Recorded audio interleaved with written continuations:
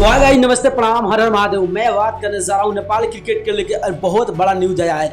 यानी कि आईसीसी ने एक लिस्ट जारी किया है, जिस लिस्ट में आप सबको पता होगा कि भाई पॉइंट टेबल जारी किया है। जिस पॉइंट टेबल में अगर हम बात करें CWC के लेके, यानी कि नेपाल टीम का परफॉर्म बहुत ज़्यादा खराब चल रहा है। क्योंकि सबको पता होगा कि 2024 और 2023 में नेपाल क्रिकेट टीम का बहुत थोड़ा अच्छा परफॉर्म भी नहीं था, मगर बहुत लगातार मैच हार के, यानी कि आपको मैं बता दूं कि होम ग्राउंड, अपने ही हो ग्राउंड में लगातार मैच हार गया नेपाल क्रिकेट टीम भाई। मगर अगर बात करें USA, ओमांग जैसे टीम अपने होम ग्राउंड में मैच नहीं हार रहे भाई। लगातार मैं अगर बात करूं कि कम से कम 5 मैच खेल रहे हैं तो भाई 4 मैच गारंटी के साथ जीत रहे हैं। मगर नेपाल क्रिकेट टीम की अगर बात करें तो अपने ही होम ग्राउंड में मैच हार जा रहे हैं। तो भाई आईसीसी ने तो जारी किया, और आप लोग देख सकते हो कि भाई आईसीसी ने चाहता है कि नेपाल क्रिकेट टीम यानी कि 2027 का वर्ल्ड कप खेले। मगर मैं आपको बता दूं कि अभी लिस्ट जो जारी किया गया है उसमें USA नंबर 1 और नेपाल का बात करें तो 7वां स्थान पर। अगर मैं आपको बोलूं कि भाई नेपाल क्रिकेट टीम 2027 का अगर वर्ल्ड कप खेलना है